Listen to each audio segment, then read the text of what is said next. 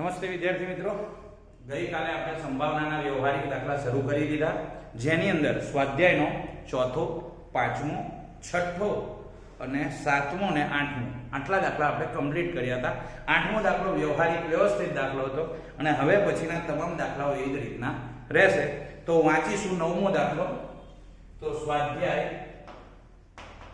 15.1 નો દાખલા નંબર 9 કયું છે કે એક પેટીમાં 5 લાલ લખોટીઓ, 8 સફેદ લખોટીઓ.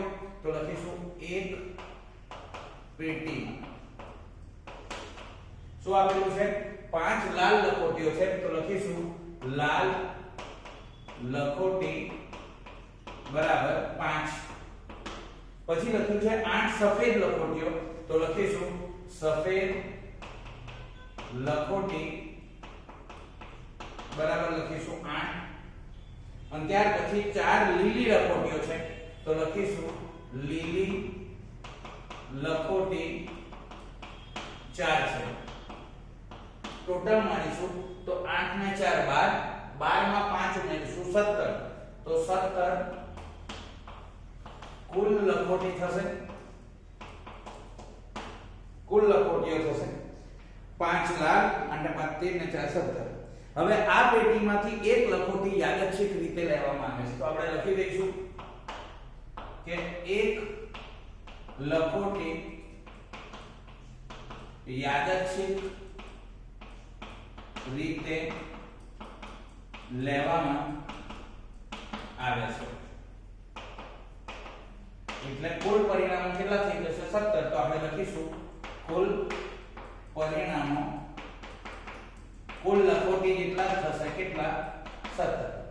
તો યાદચ્છિક રીતે એક લખોટી લેવામાં આવે ત્યાર પછી જ આપણે કુલ પરિણામો લખીશું. હવે બહાર કાઢેલ લખોટી લાલ રંગની હોય, 1 2 સફેદ રંગની હોય, 3 લીલી ન હોય તેની સંભાવના શોધો. તો 3 પરિણામો આપણે મેળવવાના છે. માં પહેલું છે, પહેલી ઘટનાને આપણે નામ આપીશું P of A.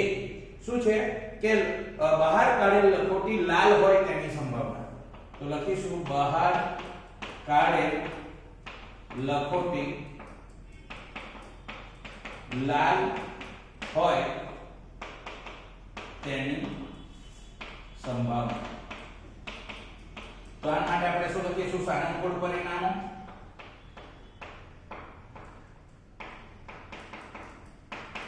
સાનુકૂળ પરિણામો શું કહ્યું છે? લખોટી લાલ હોય તો સાનુકૂળ પરિણામો લાલ લખોટી કેટલી છે?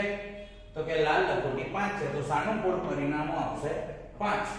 હવે શું લખીશું? સૂત્ર P of A બરાબર ઘટના A માટે સાનુકૂળ પરિણામો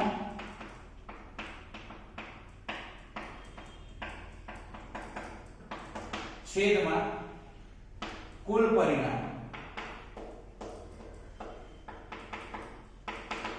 તો P of A બરાબર ઘટના A માટે સાનુકૂળ પરિણામો. તો સાનુકૂળ પરિણામો કેટલા છે? 5 અને કુલ પરિણામો છે 17. તો આપણો જવાબ આવશે લાલ લખોટી મળવાની સંભાવના 5/17 આવશે. એવી જ રીતના એમાં ને એમાં બીજું પરિણામ પૂછ્યું છે. બીજું પરિણામ છે કે બહાર કાઢેલ લખોટી સફેદ હોય, તો આપણે એને નામ આપીશું P of B અને લખીશું બહાર કાઢેલ લખોટી સફેદ હોય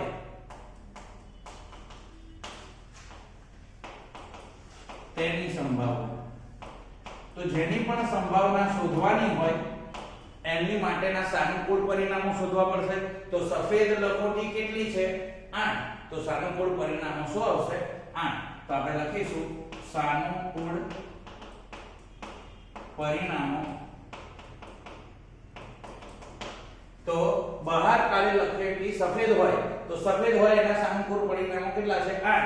તો આપણે અહીંયા લખીશું 8. હવે આપણે સૂત્ર લખીશું P of B બરાબર ઘટના B માટે સાનુકૂળ પરિણામો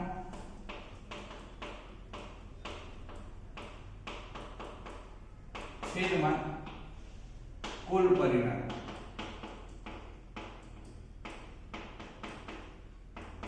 તો P of B બરાબર ઘટના B માટે સાનુકૂળ પરિણામો તો એ આપણે શોધી કાઢ્યા છે કેટલા છે 8 અને કુલ પરિણામો કેટલા છે 17 તો આપણો જવાબ આવશે 8/17 મિત્રો ખૂબ જ ઈઝી દાખલા છે આ દાખલાઓ જે વિદ્યાર્થીઓને 9મા 8મામાં ગણિતમાં ઓછો ઇન્ટરેસ્ટ હોય અને 10મામાં બોર્ડની પરીક્ષા પાસ જ કરવી હોય અવયવો કે બીજગણિત ઓછું ફાવતું હોય તો આ દાખલાઓ એમની માટે આશીર્વાદ છે કારણ કે આમાં બીજું કોઈ એક્સ્ટ્રા ગણતરી કરવાની આવતી નથી તો આ રીતે સરળતાથી જવાબ લાવી શકાય છે ત્રીજો છે એમાં કે લીલી ન હોય તેની સંભાવના તો ત્રીજું પરિણામ છે P of C કે બહાર કાઢેલ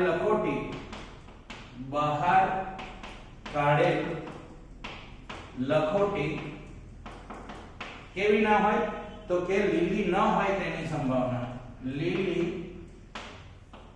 ન હોય તેની સંભાવના તો શું આવશે અહીંયા સાનુકૂળ પરિણામ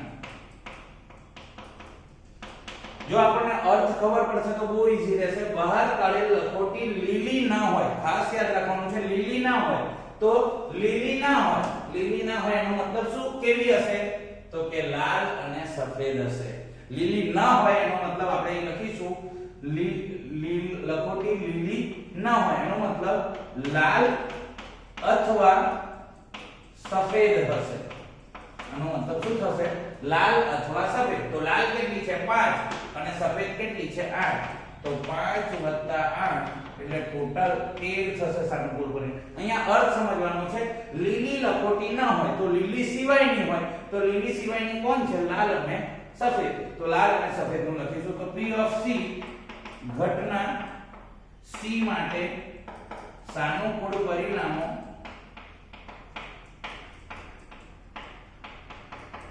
છેદમાં કુલ પરિણામ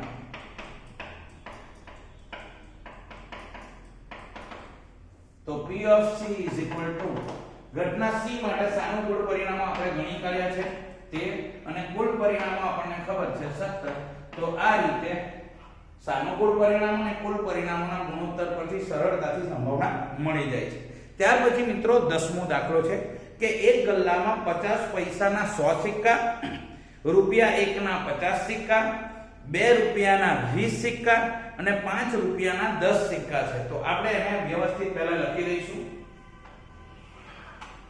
તો આપણે અહીંયા લખી શકીએ છીએ દાખલા નંબર 10 એક ગલ્લામાં શું સ્થિતિ છે વાંચીએ કે 50 પૈસાના 100 સિક્કા તો આપણે વર્ગી માટે આટલો ભાગ લઈ લઈએ તો સાહેબ વ્યવસ્થિત લખાશે તો આપણે આ ભાગ આમાં લઈ લઈશું એમાં છે 50 પૈસાના 100 સિક્કા તો આપણે લખીશું 50 પૈસાના સિક્કા કેટલા સિક્કા છે 100 પછી લખ્યું છે રૂપિયા 1 ના 50 સિક્કા તો 1 રૂપિયાના સિક્કા તો 1 રૂપિયાના 50 સિક્કા છે એટલે અહીંયા લખાશે 50 ત્યાર પછી છે 2 રૂપિયાના 20 સિક્કા છે તો 2 રૂપિયાના સિક્કા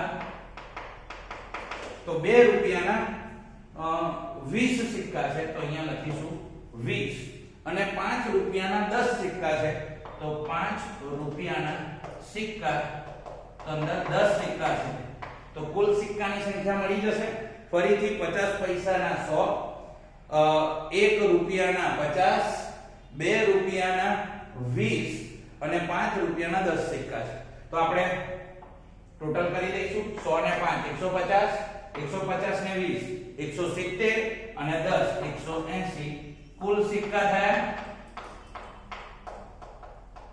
હવે શું કહે છે કે આ ગલ્લાને ઊંધો કરવામાં આવે અને ત્યારે પાત્રમાંથી કોઈ એક સિક્કો બહાર પડે તેને સમસંભાવી હોય તો તે 50 પૈસાનો તો કે એક સિક્કો કાઢવાનો છે તો આપણે અહીં લખી શકીએ એક સિક્કો લેવામાં આવે તો કુલ પરિણામો એક વસ્તુ યાદ રાખજો આપણે જે ભણવાનું છે એમાં માત્ર એક જ વસ્તુ લેવાની આવશે એટલે એટલા માટે હું આ વિધાન લખું છું, એક સિક્કો લેવામાં આવે પછી કુલ પરિણામો લખું છું. જો બે સિક્કા લેવામાં આવે તો આખા કુલ પરિણામો બદલાઈ જશે, જે આપણા અભ્યાસમાં નથી. આવતી સાલ તમે 11માં કે 12માં આવશો ત્યારે એને સમજવા મળશે, પરંતુ આપણા અભ્યાસક્રમની અંદર કોઈ પણ વસ્તુમાંથી એક જ વસ્તુ લેવાની છે. એટલે આપણે પહેલા લખીશું કે કુલ એક સિક્કો લેવામાં આવે તો કુલ પરિણામો કેટલા હોય, કુલ સિક્કા જેટલા જ હોય. એટલે આપણે ડાયરેક્ટ કુલ પરિણામો 180 લખીશું. હવે પૂછ્યું છે શું, તો તે સિક્કો 50 પૈસાનો હોય તેની સંભાવના. તો પહેલું P of A સિક્કો 50 પૈસાનો હોય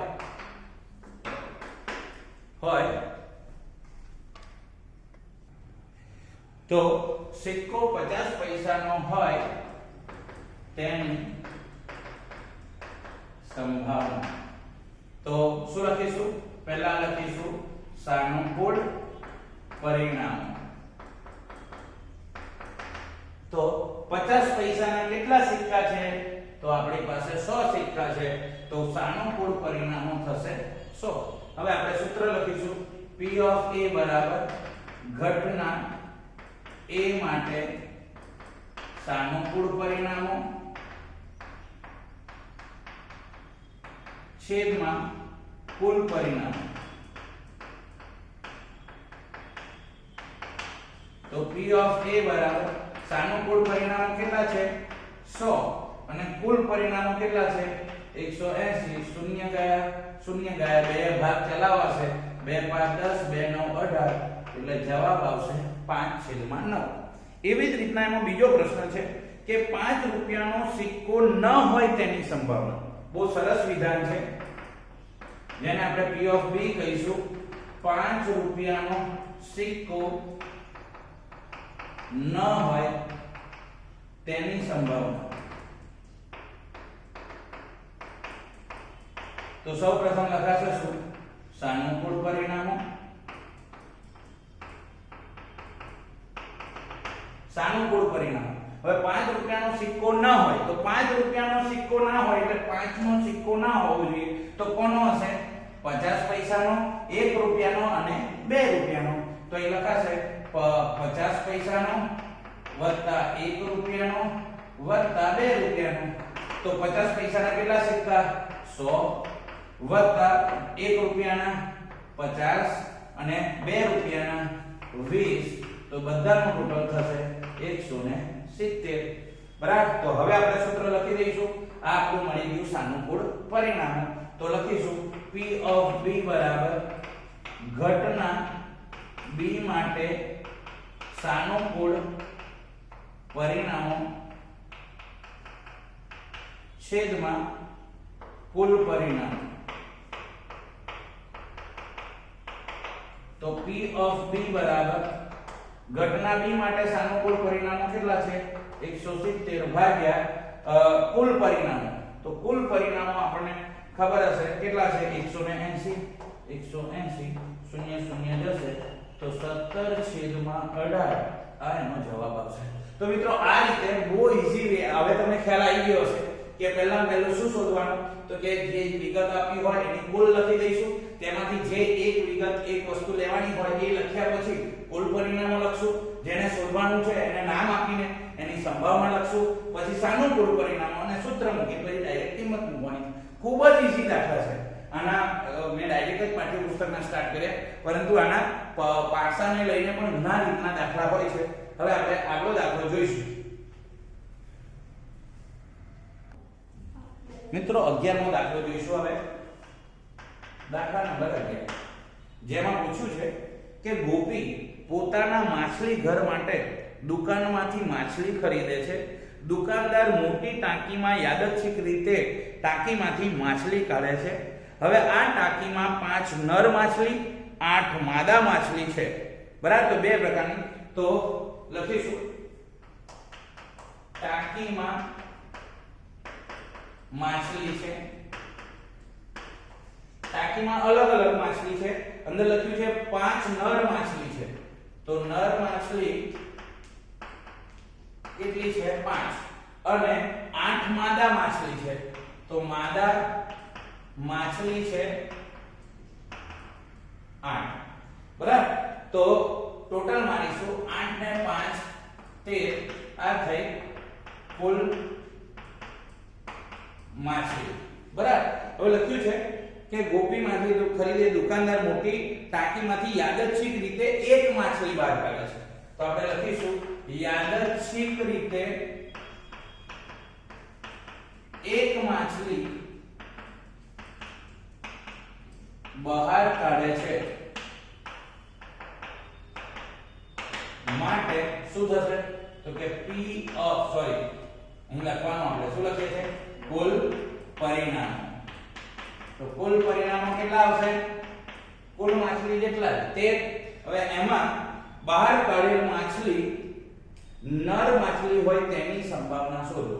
તો એક જ પરિણામ મેળવવાનું છે, તો ડાયરેક્ટ જ લખી દઈશું P of A બહાર કાઢેલ માછલી નર હોય તેની સંભાવના. તો શું આવશે? સાનુકૂળ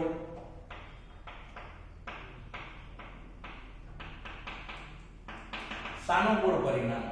તો સાનુકૂળ પરિણામોમાં શું જોઈશું કે નર માછલી હોય, શું લખ્યું છે? બહાર કાઢેલ નર માછલી હોય તેની સંભાવના. તો અહીંયા તમે નર માછલી જોવો છો, કેટલી છે? 5. તો સાનુકૂળ પરિણામો આવશે 5. તો સૂત્ર લખીશું P of A બરાબર ઘટના A માટે સાનુકૂળ પરિણામો છેદમાં કુલ પરિણામો. તો P of A બરાબર ઘટના A માટે સાનુકૂળ પરિણામો કેટલા છે? 5. કુલ પરિણામો કેટલા છે? 13. તો આપણો જવાબ 5/13 આવશે. એવી રીતનો 12મો દાખલો છે, વિશેષ દાખલો છે, જેમાં ઘણા બધા પરિણામો મેળવવાના છે. તો દાખલા નંબર 12 જોઈએ.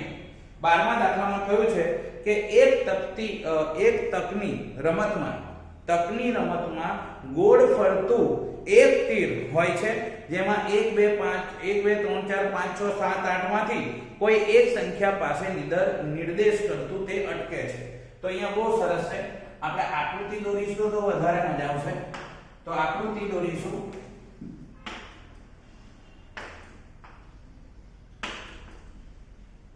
આવી રીતના છે. તો આપણે નંબર આપીશું 1 2 3 4 5 6 7 8. આવી રીતનું છે. આ રીતનું ચક્ર છે અને તેની અંદર એક તીર છે. તો આ રીતનું એક તીર છે આમ, બરાબર. હવે શું થાય છે કે ગોળ ફરતું એક તીર હોય છે અને 1 2 3 4 5 6 7 8 માંથી કોઈ એક સંખ્યા પાસે નિર્દેશ કરે છે. તો આ જે તીર છે એ ફરે છે અને કોઈ એક સંખ્યા ઉપર તે અટકે છે. હવે દરેક પરિણામો સમસંભાવાય છે. તો પહેલું તે 8 તરફ નિર્દેશ કરે તેની સંભાવના, અયુગ્મ સંખ્યા તરફ. બહુ સરસ છે. એટલે પહેલું આપણે શું લખી દઈશું? અહીંયા કુલ પરિણામો આપણે લખી દેવાનું કે તીર કોઈ એક સંખ્યાનો નિર્દેશ કરે છે માટે કુલ પરિણામો કેટલા થશે? ગણવા હોય તો 8 1 2 3 4 5 6 7 8 એમ કુલ પરિણામો કેટલા આવશે? 8 આવશે. હવે શું કહ્યું છે કે તે 8 તરફ નિર્દેશ કરે તેની સંભાવના પૂછી છે. તો પહેલું P of A તે 8 તરફ અથવા તીર 8 તરફ નિર્દેશ કરે તેની સંભાવના શોધવાની છે. તો તરત ને તરત આપણે શું લખીશું? સાનુકૂળ પરિણામો. તો 8 નો નિર્દેશ કરે તો 8 છે કેટલા? એક જ વખત. એટલે આપણે એમ લખવાના ગણની અંદર 8 પણ પરિણામ કેટલું ગણાય? 1. તો આપણે શું લખીશું તરત? P of A બરાબર ઘટના A માટે સાનુકૂળ પરિણામો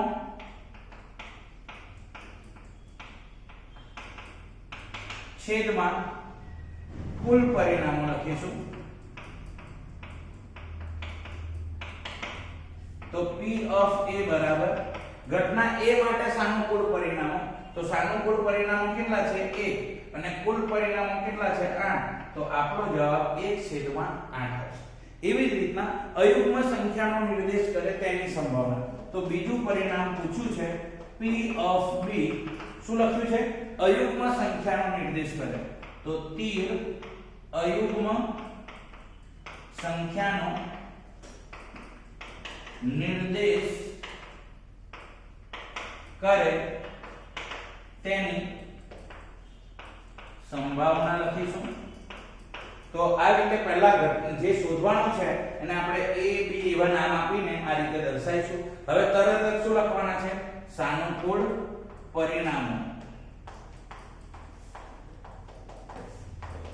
તો સાનુકૂળ પરિણામો અયુગ્મ, અયુગ્મ એટલે એકી થાય, તો એકી સંખ્યા કઈ કઈ આવશે 1 3 5 7, ચાર અયુગ્મ સંખ્યા આવશે 1 3 5 અને 7, એટલે ટોટલ કેટલા થયા 4 થયા. હવે સૂત્રમાં કિંમત લખીશું. આપણી પાસે અહીંયા સ્પેસ છે એટલે વાપરીશું P of B ઘટના B માટે સાનુકૂળ પરિણામો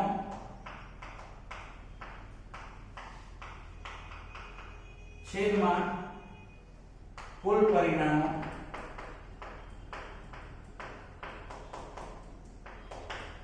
તો P of B બરાબર ઘટના B માટે સાનુકૂળ પરિણામો.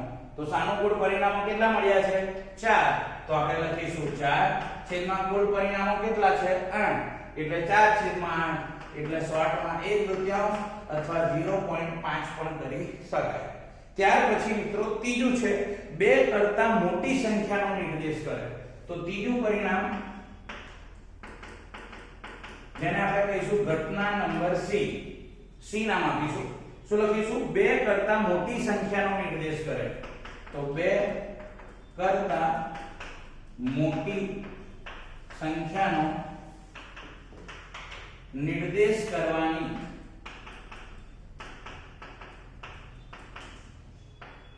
સંભાવના આપણે શોધવાની છે. બરાબર, હવે તરત જ લખીશું સાનુકૂળ પરિણામ. સાનુકૂળ પરિણામો લખીએ એની પહેલા આપણે પરફેક્ટ વાંચવાનું છે કે 2 કરતા મોટી સંખ્યા. તો 2 કરતા મોટી કોણ છે 3 4 5 6 7 અને 8. 2 કરતા મોટી એટલે 2 ને લેવાના નથી, 2 થી મોટી એટલે 2 થી મોટી 3 4 5 6 7 8 ટોટલ કરો 1 2 3 4 5 6, તો પરિણામો કેટલા થયા 6. હવે આપણે સૂત્ર લખીશું P of C બરાબર ઘટના C માટે સાનુકૂળ પરિણામો છેદમાં કુલ પરિણામો. તો P of C બરાબર ઘટના C માટે સાનુકૂળ પરિણામો જોઈએ તો સાનુકૂળ પરિણામો કેટલા છે 6 અને કુલ પરિણામો કેટલા છે 8. તો 2 3 6 અને 2 4 8, તો આ રીતે 3/4 પરિણામ મળે. હજુ એક છેલ્લું પરિણામ છે 9 કરતા નાની સંખ્યા મળે તેની સંભાવના. તો અહીંયા આપણે લખવું હોય તો ચોથા નંબરનું છે જેને આપણે નામ આપીશું P of D 9 કરતા નાની. તો 9 કરતા નાની સંખ્યાનો નિર્દેશ કરે તેની સંભાવના. તો 9 કરતા નાની સંખ્યાનો નિર્દેશ કરે તેની સંભાવના શોધવી હોય તો તરત પહેલા સાનુકૂળ પરિણામો લખીશું. તો સાનુકૂળ પરિણામો કેટલા આવશે 9 થી નાના, તો બધા જ આવીએ છે ને 1 થી 8 9 થી નાના જ ગણાય.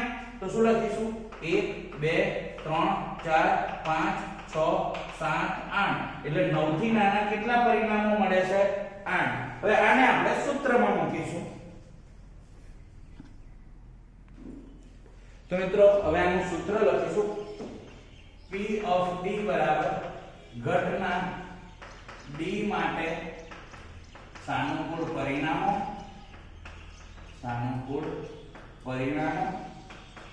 છેદમાં કુલ પરિણામો.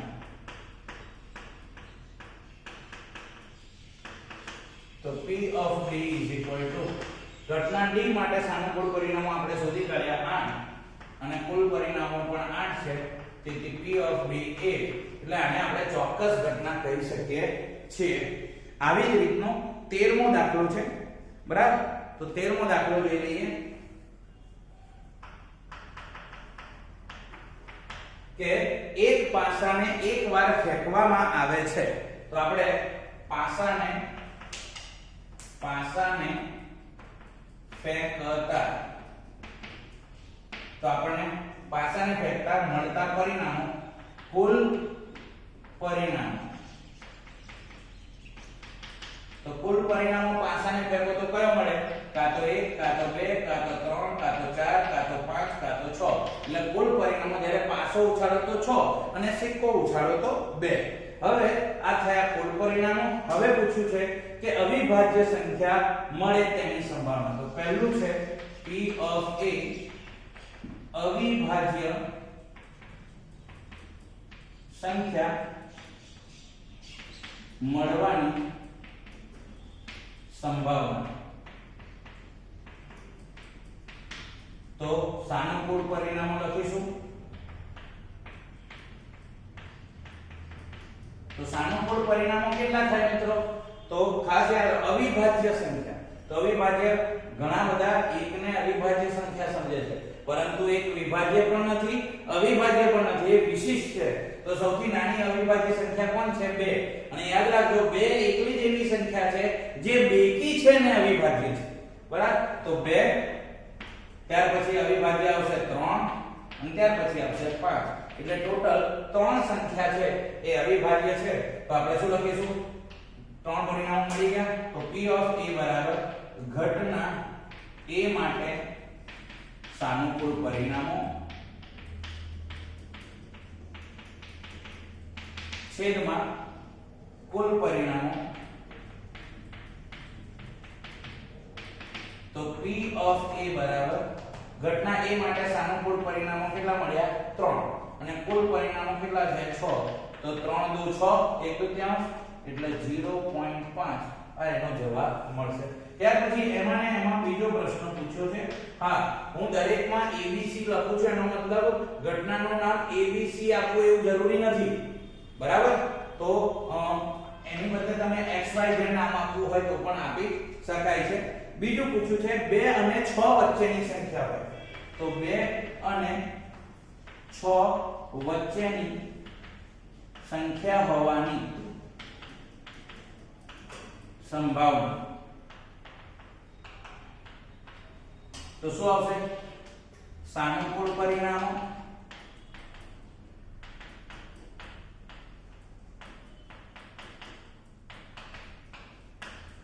તો સાનુકૂળ પરિણામો આપણે લખીશું.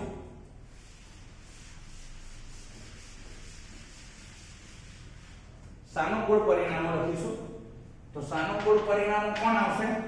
2 અને 6 ની વચ્ચે. ખાસ યાદ રાખજો 2 અને 6 વચ્ચે.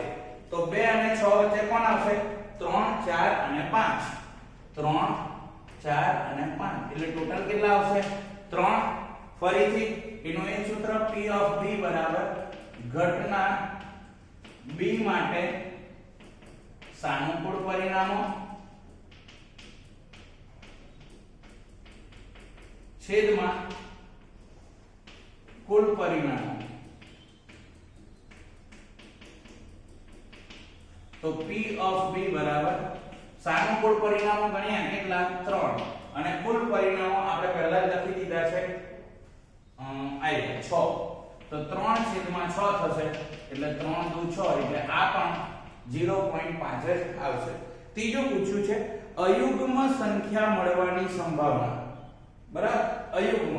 તો ત્રીજું છે P of C અયુગ્મ સંખ્યા મળવાની